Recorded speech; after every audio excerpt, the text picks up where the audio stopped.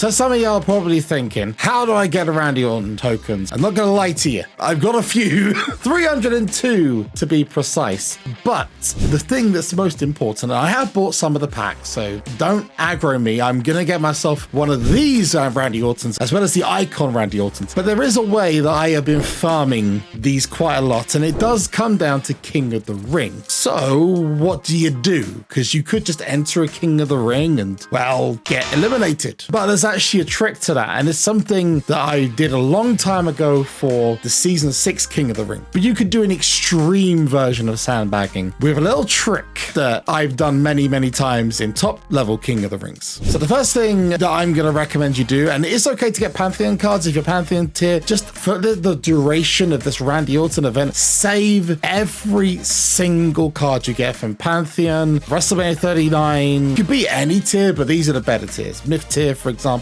and I'll show you the kind of deck that I'm using, and I'm going to have to replace this. You will see that I have a bunch of very underpowered cards, and it requires you to be a little bit cheeky. Robski actually just said in the chat, I'm using my best deck with a Swarm female tag, and I've won 3 out of 4 King of the Rings of it. If you've got a really good deck, then you could probably get a decent amount anyway. The good news is that you can farm this quite a lot, and it's actually quite easy to get a lot because there's been some big King of the Ring changes. And if you haven't seen them, well, let's have a look. Before we go any further, if this goes on to help you and you manage to get yourself something good from this, then please do hit the thumbs up button. It really helps me out. And also make sure you subscribe so you don't miss any tutorials just like this. And in comment section down below, let me know how many of the Viper tokens you've got, or if you've already claimed a Randy Orton, or maybe you've claimed the Pantheon cards, which for someone who's in a lower tier, bingo, I would go for that straight away. The Pantheon cards or the Pantheon Orton, 100%, those are what you want. Ignore the big Randy Ortons. You want to get something like Pantheon tier to really boost you up. And if you find the hidden word that's in the video, and I might just give you a heart as well, looks a little bit like this, and it's big, red, and juicy. So King of the Ring changes. If you might have seen this, guys, 60 minutes per bout has now turned to 30 minutes per bout. Searching for a King of the Ring time has dropped massively as well. Each match now only takes 10 minutes to complete instead of 15 minutes. And between matches now is 20 minutes instead of 45 minutes. So King of the Rings go really quick now. So you want to take advantage of that as much as possible. And I'm hoping these are permanent changes, because that would be awesome. Because King of the Ring does suffer now being nowhere near as good as Team Stomping. Team Stomping Grounds is like the place. You need to get as many rewards from there. It's nowhere near as good as Team Battleground as well. It takes a day to get through a King of the Ring on the old settings for rewards that are kind of iffy, and you'll probably not get to first anyway. But you got 32 people in it, someone's got to lose. But I wouldn't be surprised if they add like power-ups to it like they did with the enhancements last time for season 10. What do you want to be doing? And this is a win,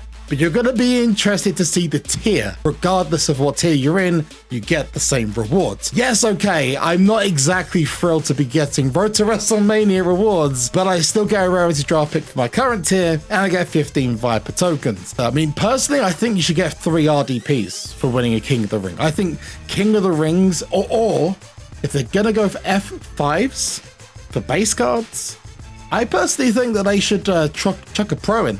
If you win a King of the Ring, you get a pro. Just me. Okay. Take it back to how season 1 used to be, where you got a pro for winning a King of the Ring. That'd be crazy. But this is where you want to set up your decks. Now, the natural instinct for everyone is just to autofill, have the best deck you possibly can. No. Now, this is a full myth lineup, and you'll see my deck is only Road to WrestleMania. The benefit I have is my managers and my supports are freaking incredible. But even if you've not got crazy supports, it shouldn't really matter. And you want to start searching for a King of the Ring. Matchmaking is really awesome right now. And in Lee's level King of the Rings, you're going to fight bots as well, and it's quite easy to spot a bot account. You get through 2 or 3 of these a day, you got 45 per day, and that's including what you get from QR codes, from potential draft patterns, from free packs. It's crazy, and I'd be very surprised if they don't drop those. 5, it is not a reset, but it is an ooze. Cards like that, by the way, you want to be holding on to because these are the ones, even if you don't have them already, keep those at level 0. You're going to need those because the way that you're going to do this is going to take a lot of the stress of doing the King of the Rings off you. In the meantime, collectibles wise, we've got the RKO packs, which give us the guaranteed Orton. We've got this draping DDT, and if you are not in the top tier, this is the packs you want to go. Ignore this Randy Orton unless you got the collectibles. Focus on getting this one, multiple versions of that as best you can. You can go for the evolution ones, but it is based on your top 8, which is why you want to be going for the draping DDT, not the evolution ones. And don't even bother with the legend killer packs, just avoid. But I'm going to get 2 RKOs for the strike first packs. That's going to give me a brand new Randy Orton Pro, completely all but free of charge, apart from 8 packs of full. And that is awesome.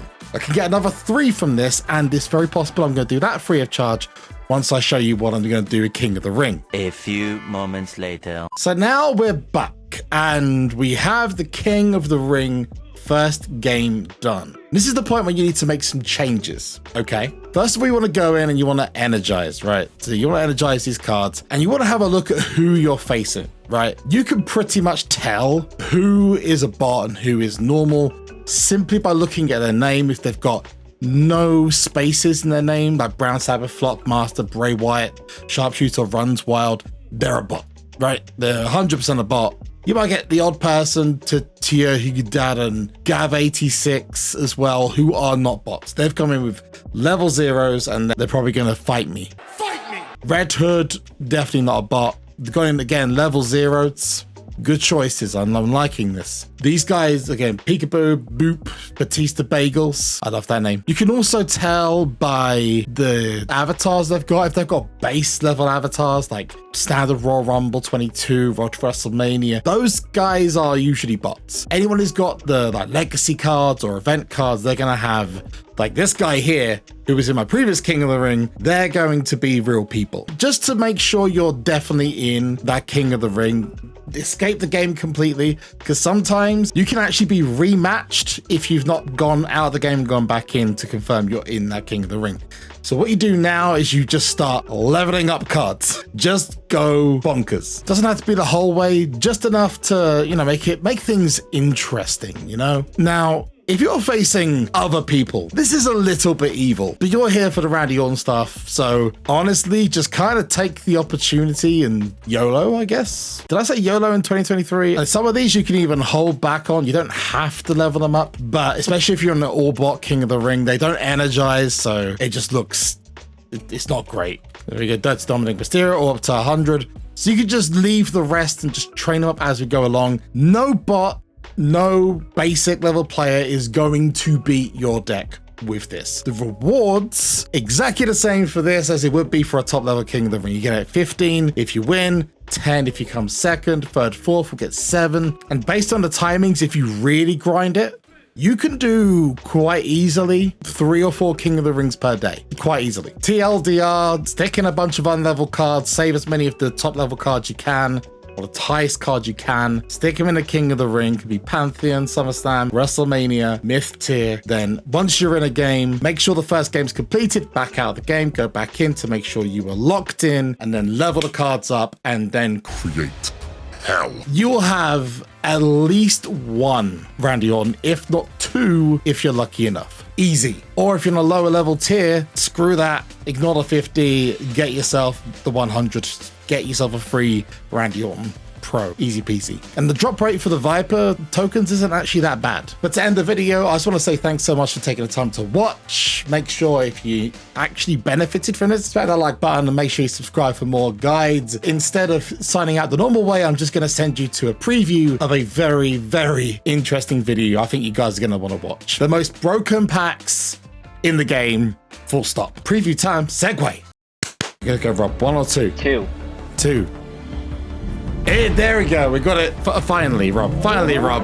It's the American Nightmare, Cody. It's not a pro, but it's a single row. A few moments later. 10. It's a reset. Number 10. It's